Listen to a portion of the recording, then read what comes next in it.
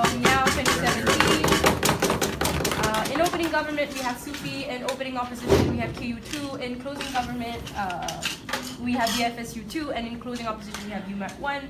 With me, I have Jungbun Kim, Duan, and Lokun Fat. This House believes the development of infrastructure in developing countries should be led by state as opposed to private sector. I call upon Prime Minister.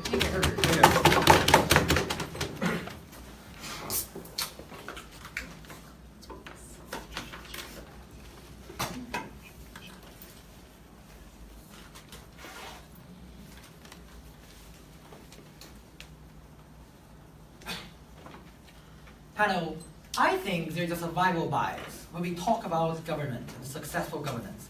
That is to say, oftentimes we pay attention to the failure of certain governments, to say that they're not doing the proper job. I guess that is true, but the problem is that governance and government organization is still the most widely and applicable method of organizing a regime and organizing an economy. That is to say that the operational strategy imposed and adapted by a government is still one of the most popular and one of the most effective methods to organize the economy and serve the well-being of your country and citizens. The objective of the government today is extremely clear. That is to say, we want to best serve the efficiency of infrastructure development and the well-being of the citizens. Our stance is also clear that we think the government is better in resource allocation, wealth redistribution in the future, and importantly, most crucially, a leading effect because they're more accountable for whatever is going to happen. What is the model that our work looks like?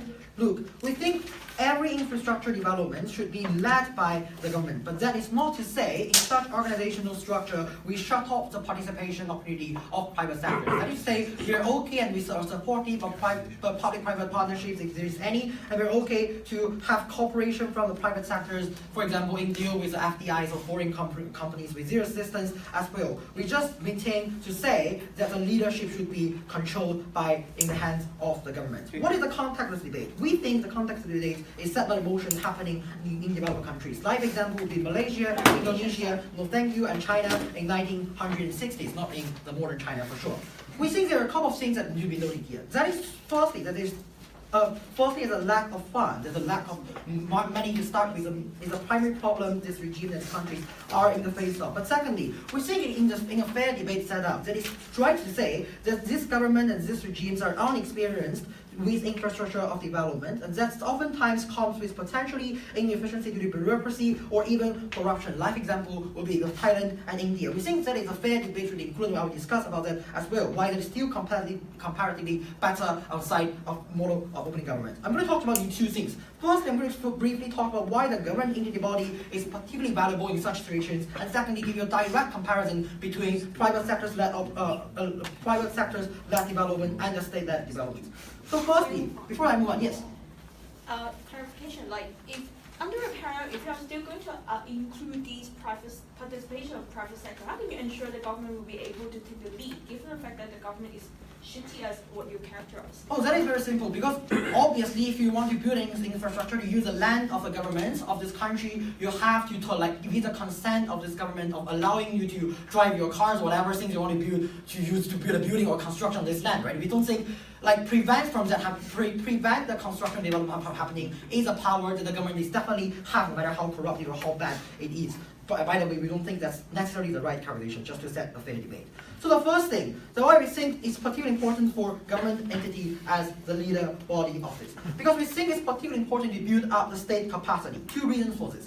That firstly, oftentimes the disadvantages of developing countries comes from institutional void or misgovernance. For example, misgovernance. Like example would be they do not know how a capital market properly works. They do not know how the contracting legal Western world should properly work. We think firstly this kind of problems is oftentimes resolved by the involvement of third parties. For example, FDI deals with the foreign corporations. Examples with China in 1960s and 70s when they are engaged with the Western corporations. They are being introduced into institutional framework that's particularly important for the future development of the country. But secondly, we think if there is a significant governance problem in here, that is to say, oftentimes the private sectors are more likely to manipulate or to use that dynamic in a bad way for the profit-making agenda of the corporate. That is to say, even though we find oftentimes the government does a bad job in dealing with possibly would do a bad job dealing with this kind of issues, but we do not think that even corporations have motive to start with to even think of these issues in the long term. But secondly, we think if you're not thinking about overturning regime, a revolution overturning this regime. So we say this to your future government, that your future, to manage your development in the future as well. The build-up of state capacity is important because in the future mandatory, let's say, policy crafting actions are still being conducted by this government body, and therefore we think this principle of governance is very important. Secondly, a direct comparison between private sectors and government. Let us be very clear. We think, even if you outsource a region to a private sector, very much it has to operate in a similar way of the government have to act. Because, for example, the requirements and constraints of the development, for example, resources, allocation, etc., the duties and the taxes in the face of are precisely the same. That is why the operation method they can adapt is still the same as the government is going to do. Why that is better for the states to take up so. Firstly, we think states are more accountable, not only because they should be more accountable, but the concept that people think they're more accountable is very important. That is, a failure of a state is always accompanied with the state as a failure, while a failure of a corporate management is oftentimes easily gone with the balance sheet of the next new fiscal year. That is to say, the governments in the end, at some time of this period of the period of centuries, have to look back to the unresolved problems, even if they fail to deal with for now. While the corporate, even if they get a failure, they can simply go away, and there's no check and balance of dynamics to refrain from them from doing that. It's also true that media and the public, general public, have an expectancy and burden of government to take care of citizens. That is why oftentimes when the government fails its job, there's much more pressure from the media or from the discourse to urge them to fix other things, and the government has to deal with it, because even in the developing countries, a lot of these countries are still democratic countries. They need to care about their voter bases for the next period of election. But secondly, why we think the corporations are bad actors? Because oftentimes they impose a hidden private agenda with corporate governance of these regions. Why is it so? Because oftentimes there's an infrastructure. If a company or a corporate promises to take care of the infrastructure construction of this region, it doesn't happen solely and independently. Oftentimes it's an exchange with a general and overall management rights handing over to this corporate from the government. Why that is necessary?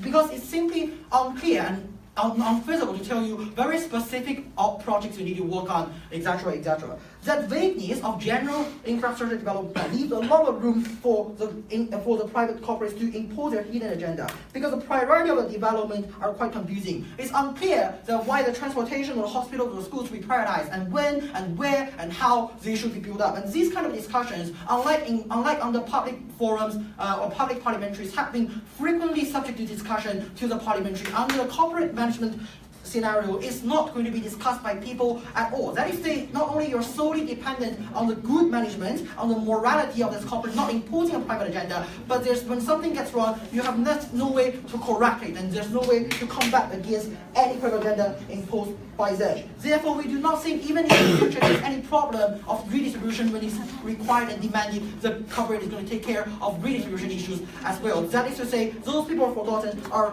eternally and constantly left out of the country. Proud reports. Thank the Prime Minister for that speech. To begin the case for opposition, Leader of Opposition, here.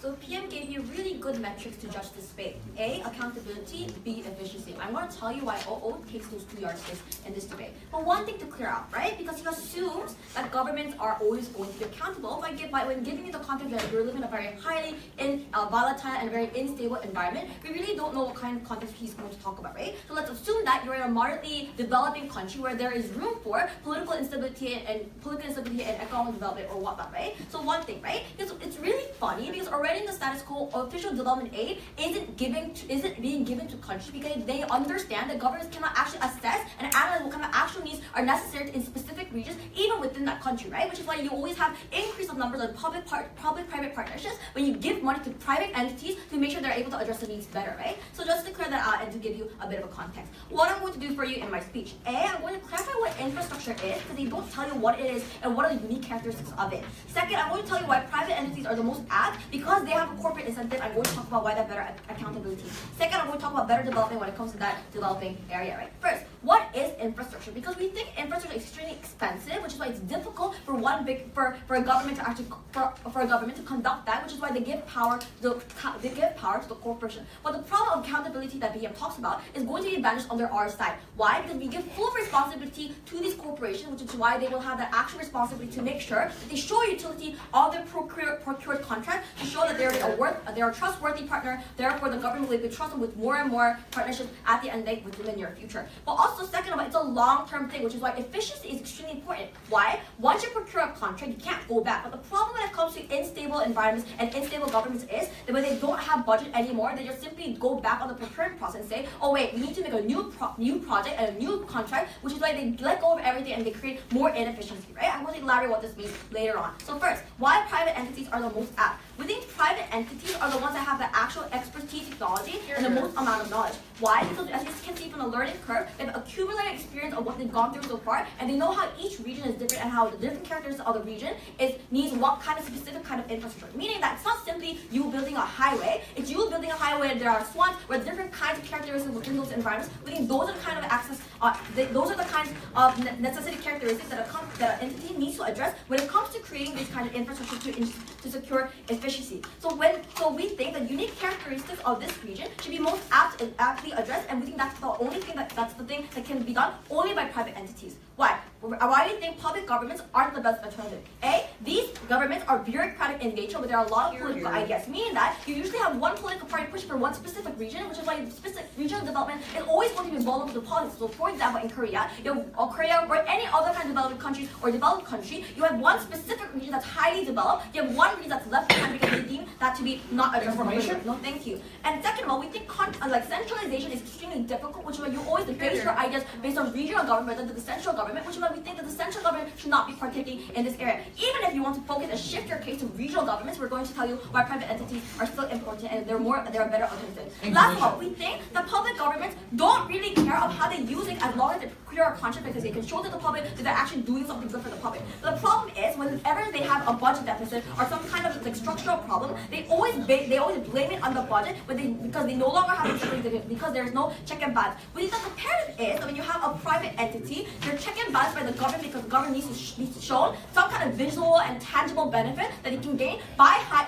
allowing this private entity to have full responsibility, right? That's when you have actual accountability given to these private entities, and they show you that through check and balance. No, thank you. But they also show you a better level of efficiency. Why? Second level analysis. Why I'm going to talk about better development. Usually when it comes to these developing countries, speaker, you need to understand that you live in a volatile and highly political atmosphere. What does it mean? For example, when it comes to the African Airlines, it was based on nepotism because the government had no yardstick to determine which would be the best entity or best private entity, right? They just simply hire that's part of their kinship. What happens is then that I hear this idea of intransparency where you no longer have a yardstick to determine what's a good.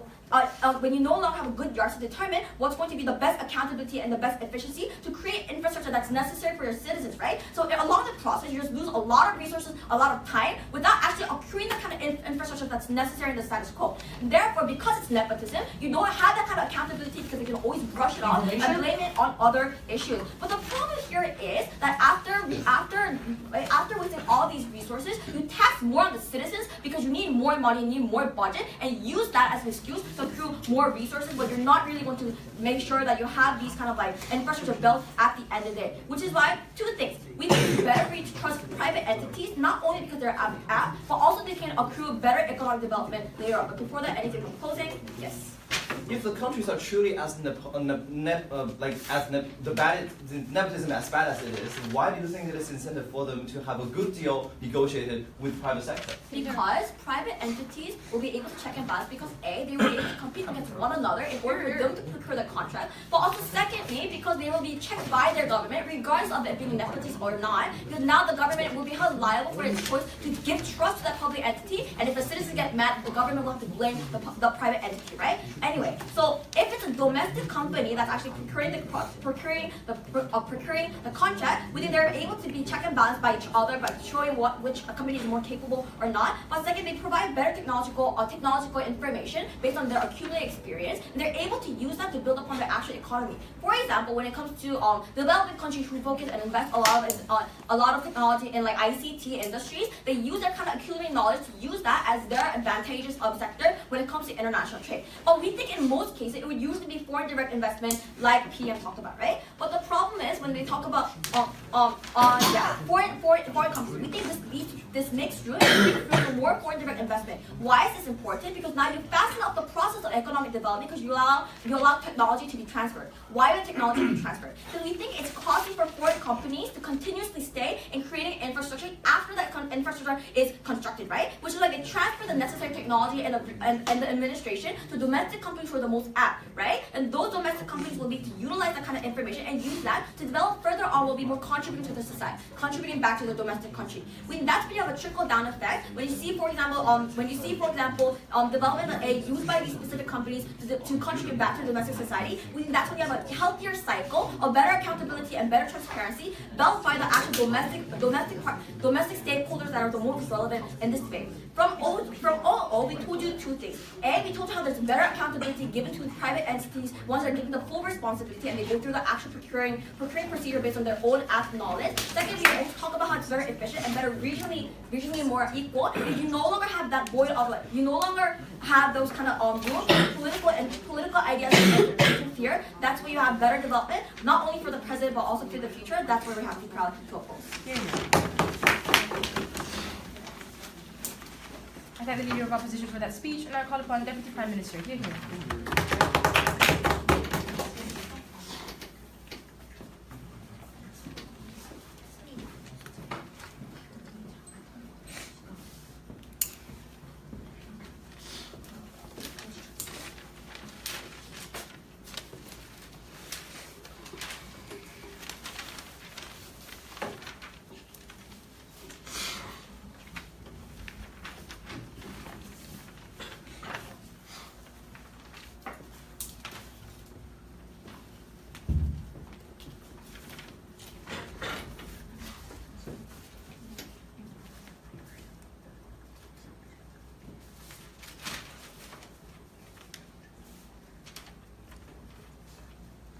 Dear panel, just because the opening government comes out and tell you that there might be problems in the government doesn't give the right to the opposition side to say that all governments are bad in the developing countries. What we're actually saying today is that these countries, developing countries, their governments have to be reasonably responsible in order so that this debate can go on. Because if the governments are super autocratic, regardless of whatever is going on among the citizens, nothing is going to happen in those countries. Not even private sectors, they don't have the kind of power and ability to go against such governments, and also nothing could actually go on there. So what we're talking about is that the context has to be reasonably set where the governments are seeking for responsibility going to their citizens, and also this kind of duty set on the government side, and also why it is very important for the governments to be the ones leading these kind of responsibilities. So what is very actually clear from the government, rebuttals will be incorporated. What is very clear from the opening government is that we told you why governments are particularly important in going on with infrastructure of development. So we actually talked about how building infrastructure is the essential duty of governments, using the money of taxpayers. So firstly, characterizing what kind of governments is going on here. So firstly, for governments that are, for example, transforming to semi-democracy, or at least going for responsibility, they need support from their citizens in order to have a better managerial smoothness in the future, because this kind of support from the citizens is essential to this kind of government. And secondly, for autocratic governments, this kind of bureaucracy will exist no matter what happens on the opposition side, because their resistance from the government might even be fiercer because like private sectors are taking the credit of building the infrastructures in the companies in that country, and like for example, like the citizens' confidence in the governments is diminished, and also in this like context where the government is autocratic, the private sectors will be oppressed by the government, and also like the government, in case of like trying to take the credit, they might be like they are essentially much more accountable than the private sectors in this case. So moving on to our like substantives. So why is like building up state capacity is so important in today's debate. So we talked about how like developing countries, they try to develop, right? In order to become developed and also like provide better living standards for their citizens and whatsoever, these like governments have the incentive and also like the intention of becoming responsible governments in the future. And in that sense, in the future, it is also the duty of the state that is going to take control of the infrastructure that is going on in the country, because these kind of infrastructures, the characterization is, firstly, they require a large fund to support the whole smoothly running of the infrastructure, and secondly, that needs consistency. So my prime minister also like already told you why like if like private sectors are going to take control and lead the kind of project, the duty, like the responsibility will be solely laid on the private sectors, which are actually more volatile than the governments, where like governments don't run away, but private sectors have the possibility of like bankruptcy and also other kind of financial problems in which it can disappear in the next fiscal year, and the citizens don't have the like the way to seek for like better infrastructure consistency in this kind of matter. So what we're saying is we try to provide like the kind of stability of infrastructure in the country where the citizens can see the progress, or in the worst case, if there is like regression of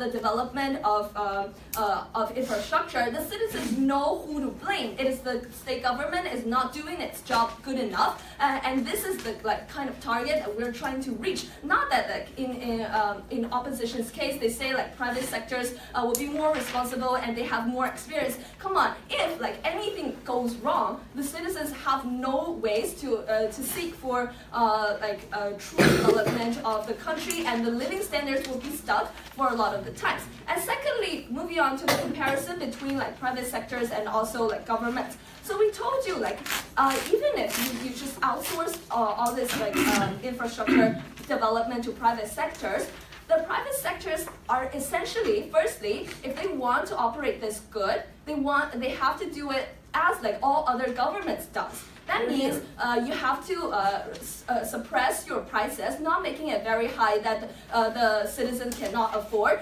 Secondly, you need to like care about social welfare and all those other things that do not benefit the company itself. And thirdly, you need to care about like your reputation in the society and whatsoever. So these things is that they are like operating, trying to operate as what the governments are doing, and essentially this means that there is not like much profit to it, which means that if like a private sector opts into this, like taking up the leading position and tries to like do all these things, firstly, there might be like there is a hidden like agenda behind that, because private sectors do not have the duty on the citizens of that country. So what that means is, with development of the infrastructure, these private sectors need some sort of compensation from the citizens, and we don't know like how big and what exactly are like the forms of the compensation that is going to be taken from the citizens. We don't know where, like for example, that high price might sneak in, and also we don't know how like the private sectors can control like the qualities of all these things better. So we see that this actually leaves a huge room for private sectors to fill in their own agendas. So what happens is, so if like a company really needs to operate all this, there is going to create either a loss on its side or a loss on the citizens. So that means like why we say private sector's cooperation is essential, is okay, but not like the leadership. yes, like we need a lot of like fundings and also a lot of monetary support from a lot of the sectors and also experience coming from like experts from abroad. But that doesn't mean that these people have the duty and also that they have the incentive to lead these kind of projects in order to benefit the whole like citizens of that country. So we have already proven to you why the government, the state, has the incentive and why the state should be the one taking up the duty and why taking up that duty is beneficial to the citizens of the countries, and we proudly propose. Thank you. I thank the Deputy Prime Minister for that speech, and now call upon Deputy Leader of Opposition. Here.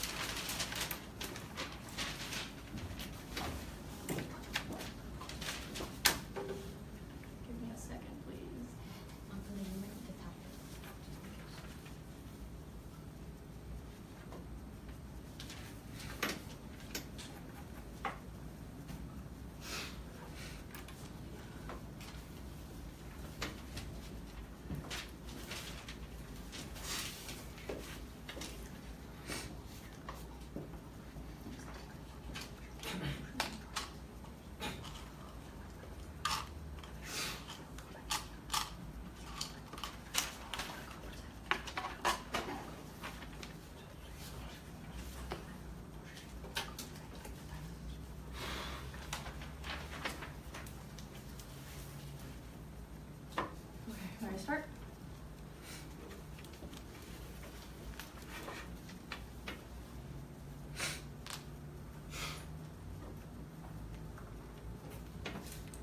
It's really frustrating when the opposition's case is this idea that not all developing countries are necessarily corrupt, or that they're not. Because we do agree that not all developing countries are obviously corrupt, right? But it's a more likely characterization that more often than not, developing countries actually do suffer from corruption and political deadlocks that actually block the initiation of these construction and infrastructure projects from the very get-go, right? And even if these countries are actually not corrupt, that does not necessarily mean that the state is fully capable, or fully efficient, right? Because we tell you that even without corruption, there is still a lack of efficiency, strategy, and economies of scale that are crucial and imperative when you're building, like infrastructure projects or when you're moving forward with such construction projects, right? We tell you that such lack of, strategy will not necessarily lead to better infrastructure or whatnot. We do agree that these corporations that we're talking about in the private sector may not be perfect, but on a comparative level, we think that at least the corporations have better strategy, better efficiency, and economies of scale that are uniquely available only private sector that fundamentally lacks coming from the developing countries, right? And second, I want to talk a little bit more about this idea of check and balance, right? Because we already told you, coming from our LO, that the very outcome, result, and durability of those infrastructure projects is exactly what will still determine and decide if that corporation will still be in charge of building those infrastructure in those following years, right? We think that that idea of wanting to be that particular corporation actively serves as a check and balance to ensure that they remain accountable, that they remain efficient, or whatnot, right? And we also tell you that private sector is more often than not characterized by healthy competition, or at least competition, to ensure that the projects are delivered in a comparatively better and more efficient manner, right? And third, they come up with this ridiculous idea of how prices are going to be so high by corporations, right? We tell you, again, private sector is marked and characterized by competition, which obviously will push the prices down for these infrastructure projects or these public facilities or whatnot, right? We tell you, exactly because there is competition, these corporations and the private sector know that if the prices are so high, it's not going to be affordable for the citizens. Therefore, it goes against their own profit motive and their own profit incentive to make the prices high at the end of the day, right? But even if the prices are a little bit, slightly more expensive than what would be offered on their side of the house, we think the comparative is this. We think slightly more expensive, but still more efficient, more durable, and safer infrastructure projects and public facilities are better than cheaper and useless and unsafe infrastructure projects that simply are the best case scenario coming from the opening government, right? So with that nicely cleared out, I'm actually going to move on to my actual substantive speech. I'll try to incorporate the rebuttals along the way. All right. We tell you that in the context of developing countries, we're going to tell you how the private sector is better equipped with dealing with economic recessions and or political stability. And this is in direct engagement with the opening government that brought up this issue, right? We tell you that in the very context of developing countries, in the worst case scenario on the opening opposition, there may be times when developing countries will be struck with economic recession or economic inflation or something of such nature, right? We're going to give you a comparative how these sectors, public and private sectors, respond to and deal with such economic recessions, because we believe that developing countries will never be inevitable from these economic crises or whatnot. We tell you that on the public sector, when the state is in charge, the governments of these developing countries are often bureaucratic and do not have the proper, sound, and efficient economic strategies to deal with such economic recessions and such economic crises or whatnot, right? And oftentimes, when these economic crises strike, that's also when these politicians have greater, incentive for corruption, greater incentive to pull their own money into their pockets, therefore running away from the entire problem or whatnot. This is precisely the reason why, in such situations, empirically speaking, the developing countries are often left in economic stagnation and have no choice but to reach out to foreign debts, to reach out to foreign loans. That's the reason why the majority of African countries like Guinea, Ghana, and whatnot often suffer from stagnation of their economic crisis that the state is simply incapable of dealing with, even if they wanted to, right? In that sense, there is a lack of accountability on the state as well. But even if accountability does exist, they simply don't have the capacity and strategy to deal with it. We don't think the accountability is the most overriding value in today's debate. We think efficiency and efficiency and strategy are much important values, especially when we're talking about infrastructural projects that actually need these kinds of expertise and know-how. No, thank you. All right, so let's move on to this idea of the private sector.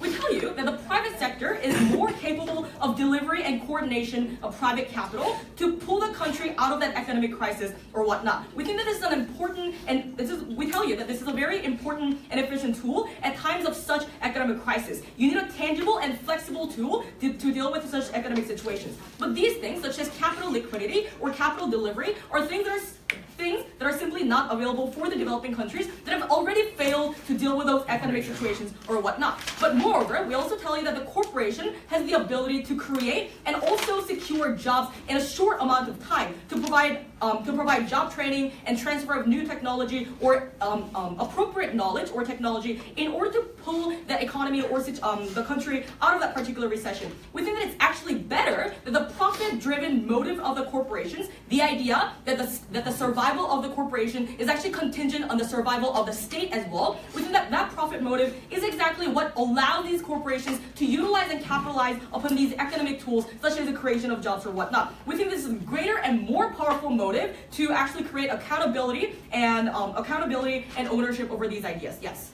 If you're proposing something like a competition with non-governmental regulation at all, doesn't that also create inefficiency when one private sector builds a hospital in here and another private sector builds another one around competition? Okay, so you go back to this idea of how you need the cooperation and the involvement of the citizens to make sure that the state is doing well or whatnot. We think this actually applies to the corporations as well. If the corporations are doing a horrible job with following environmental regulations or the regulation that citizens feel dear to them, then obviously the citizens will have a reasonable amount of check and balance to ensure that they don't use those facilities built by that corporation that is violating those regulations. We think that the idea of check and balance already exists, as already conceded coming from the opening government, right? So what is the impact of this analysis? We tell you that as a developing country, their primary objective is to pull people out of poverty and foster economic development in the most reasonable diligence, right? If the developing country achieves a certain pace of economic development in the future, then we're willing to give the autonomy back to the state. But in the status quo, when developing countries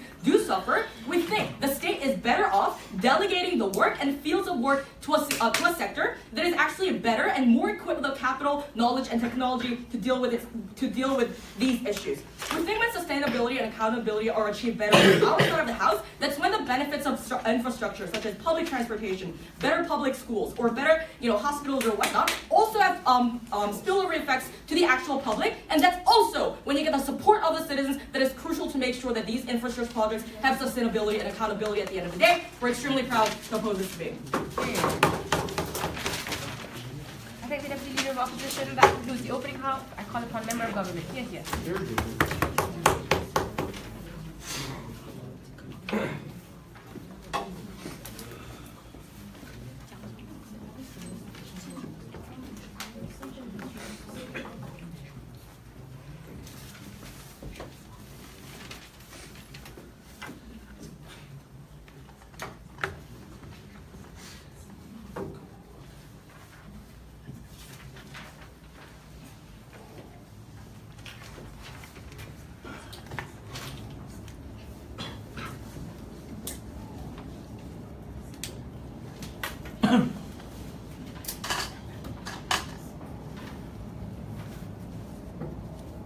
Panel, we think that today's opening opposition's case inherently stuck themselves in a case of a paradox. In a sense, on the one hand, they were trying to prove that inherently you cannot trust the developing country's government because they're so corrupt, they're called colonialism is particularly prevalent. On the other hand, they somehow naively assume that just by introducing foreign direct investment, that all of a sudden its government is going to cooperate and retreat and cooperate in good faith. We think that's particularly problematic in the sense that we're going to bite the bullet and take on a relatively negative depiction of what governments in developing countries are going to like, in the sense that relatively the rule of law is relatively not well developed, in the sense that they're relatively corrupt, that politicians are self-interest driven. But the question is, how do you get change to happen? How do you promote good governance in those cases? We think that the only way to do this is to put the politicians have an interest in the development of the economic development of those countries, particularly by getting involved in the development of the infrastructure. But before that, I'm going to talk about two things in my speech. First, I'm going to talk about why we think that the characterization of the private sectors that are likely going to be involved in development of infrastructure, the provision of public goods, is overwhelmingly narrow on the opening opposition, in the sense that they neglected that, as a matter of fact, the huge amounts of the people who actually provide this kind of public goods infrastructure are only private, often private, like domestic private firms that are largely efficient as well. Secondly, we're going to talk to you crucially why developing infrastructure is a unique way of state building that is crucially important for developing countries. We all have some extraneous rebuttals. The government side talk about how inherently they're corrupt. We talk to you about essentially in the sense that if the politicians themselves demand this kind of political favor or economic returns by developing, in the sense that if you only allow foreign direct investments to lead this kind of development of infrastructure, in the sense that the only way for the firms that for the politicians to benefit is to demand bribery from those firms. That means it's very unlikely for you to promote long-term development, transparency, rule of law, whatever. But secondly, they talk about how firms are going to create jobs. We argue that the state-owned enterprises can just do this as well. They talk about how it's likely going to lead to transfer of technology. Never prove to us why the companies that have this kind of front level and very advanced technologies are just going to voluntarily transfer that kind of technology, considering that kind of technology consists of the core advantage and core competitiveness and the core bargaining chip for those firms when they negotiate a deal with those developing countries. But moving on, particularly characterized to you, if you allow the foreign firms have this kind of competitive advantage to move in and to develop the infrastructure within developing countries, which is unlikely to happen. We characterize to you that in this kind of provisions of infrastructures are large scale in nature, in the sense that they have low returns, and the payback can only happen over a very long period of time, meaning that it constitutes an effective deterrent of the effective discouragement for the foreign direct investment to come in and seek profits and revenues in the first place. That means a lot of times the development of infrastructure and the provision of public goods are left at the hands of domestic firms, private firms that are usually largely community-based or town-based or city-based. Those private firms are largely efficient and tend to lead to the overcharging of public goods that are provided by them. Why do we see that? First of all, there's a lack of economy of scale, which is something we characterize to you exclusively from the closing government. In the sense that it's the best case scenario as to those firms that provide, for example, water, electricity access, build this kind of secondary grade roads, will be those firms, organizations that are usually community-based, cooperatives led by good faith villages or members of a particular community. In the worst case scenario, you literally have the semi-gangster of this kind of local patrons that perpetrate this kind of regressive governance over those absolutely helpless people, and that usually lead, for example, the water providers through the private firms in the Manila usually charge 250% of the water that are provided compared to the water that are provided by public firms. We think that's particularly problematic in the sense that it's this kind of high price of the public goods that we deem as the fundamental right of the citizens, that is a duty for the state to provide, is actually disproportionately taken away a very significant amount of the money, the income that they actually have to that necessarily makes it very difficult for them to make their lives better. But secondly, I'm going to talk about particularly the state building. But before I move on, any thoughts? All right. I think that in the case, yes. Do you think it is easy for us to supervise the audit process, which is open, otherwise than to supervise the internal work of the government? We think that we think in the case if you think about the private firms, what is the government with particular projects also unknown, and we don't really think in this case the government has the incentive to look into exactly the operation of the business of the execution of the projects of those private firms to begin with. But secondly, we proved to, and that's crucially important, as to how do you promote long-term positive virtuous cycle within the developing countries, particularly on the community level. And since we proved to you, it is crucial to break this kind of dependence of the local communities and the members of communities on the local powerful patrons or the local leaders who usually use this kind of charismatic way of depicting themselves as the leaders of the communities and to establish their authority by providing this kind of secondary grade overcharged private public goods for those people to begin with. We think that they usually monopolize the limited resources that are available to the economic activities, ask for unfavorable returns, and labor, for example, unfair labor contract, voting in political campaigns, like favorable voting in political campaigns, to maintain their regressive or usually conservative governance over those people. We think that is something you should consider in this debate, particularly because the state have a responsibility to protect the most vulnerable and most helpless member of the society. We think that is particularly important for us to penetrate that kind of governance and rule of the local patron and the local rules from the central states. How do we do this? Within the state can set up a blueprint, particularly deciding strategically what are the group of people that they want to benefit. They want to alleviate out of poverty and destitution, allow people to access affordable transportation, affordable public goods such as electricity and water. That's particularly important. What is the outcome of this? We think that eventually it will provide our public goods as a source of authority and the credibility to advance the state's reach, particularly in areas that haven't been penetrated by the modern way of governance before. How do we do this?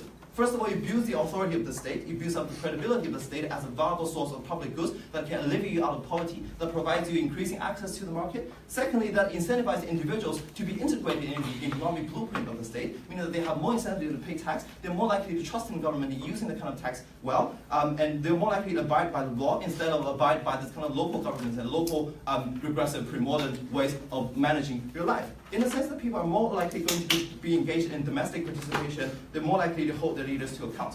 We think that developing countries are imperfect, the governments are imperfect, but human beings themselves are inherently flawed. But how do we best leverage that kind of disadvantage for the benefit of development of the most vulnerable people of the community on the ground? For all the reasons, we think the state should lead the infrastructure development. We'll probably oppose. I thank the member of government to continue the debate. I call upon member of opposition. Here.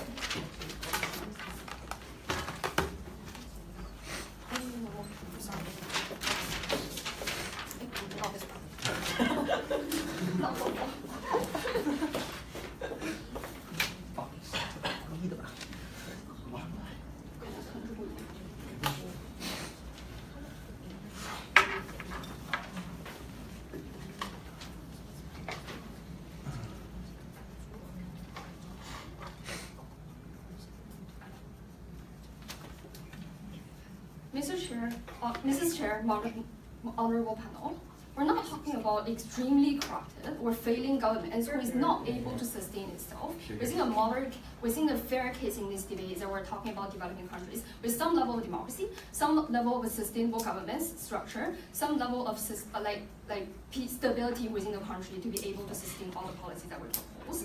We're also not talking about extremely altruistic foreign investment to the degree that you're able to come into a country absolutely without any kind of significant profit or input to your company.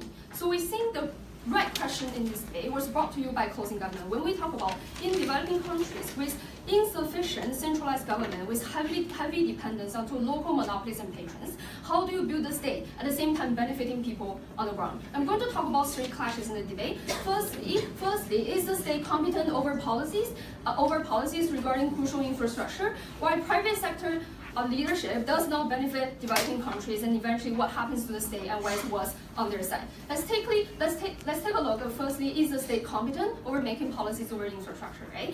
They say firstly, what if the state is very corrupt and bureaucratic? The question is, a lot of times, foreign direct investment or foreign corporations aim at taking money away from you. It means a lot of times you need to give them money. You need to give them profit, significant profit, for them to have that incentive to say that we're going to come in. But under a lot of times we think comparatively under. Then they say corrupted governments extract money when projects are failing. It means that governments are not really accountable under their side. But think about it. This is worse under opposition. When you have foreign companies able to extract funding at a lot of times, when foreign companies are able to say that we're no longer doing this, because this is the only duty of this particular project, we're done and we're living. We don't think under their scenario this is going to be better. Then they say at the best of their case, they say governments are insufficient and inefficient.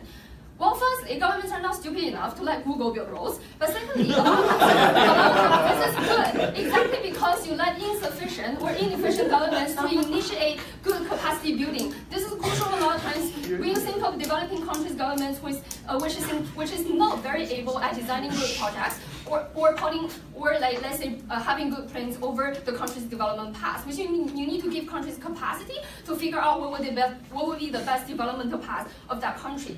This is why a lot of times having private sector leadership does not really benefit developing countries. On the first level, opening opposition told you they want to have technological transfer.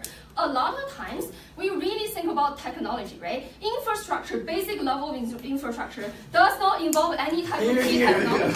Building roads, building water pipes does not really involve any type of high tech. You don't need AIs to do it. I don't see how this is really high tech. But secondly, foreign corporations, this is important, benefit from monopolization of high technology. I don't see how foreign corporations will be willing to say, I am going to transfer the entire set of technology so as to help you in the future to build high-speed railways. I don't see how this is happening under their side. Then they say foreign companies, no thank you. Then they say there's no incentive. But a lot of times you need to recognize there's absolutely no incentive, as mentioned by Tony, for private corporations from outside to come in. A lot of times, because it's significantly little profit that you present to them. But even if foreign companies want to go into your country, it means a lot of times you need to have conditions on expansion of market share. You want to have future projects and future abilities for the foreign companies to go in and build projects. You want to give them the share of your natural resources to be able to get asset bases as we do in Africa by the Chinese government. This is why we think it's more.